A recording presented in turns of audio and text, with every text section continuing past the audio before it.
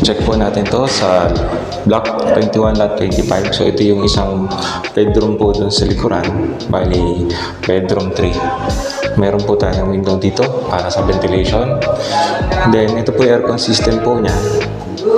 On this side naman po, naglagay po tayo ng exhaust fan. So para yung aircon po doon sa kabilang room is makapunta po dito sa bedroom 3.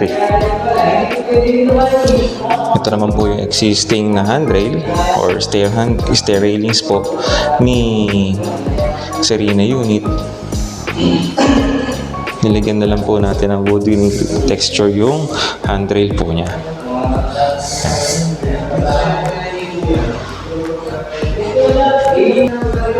Ongoing pa naman po yung paint works dito sa atin. So, nagkabit na po tayo ng sliding door.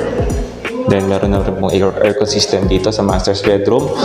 So, ito pong side na to, yung pong may pipings po ng AC, ay lalagyan po natin ng tambol.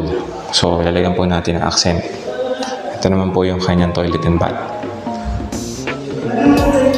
So, bagay po yung texture po ng kanyang ceiling light sa ating pong tiles sa flooring. Ito po yung view niya outside. Then meron pong small family area dito or study area. And then dito naman po yung kanyang balcony with glass railing.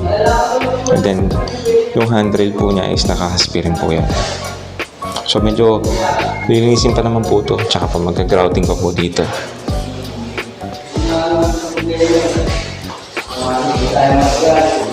Then ito naman po yung kanyang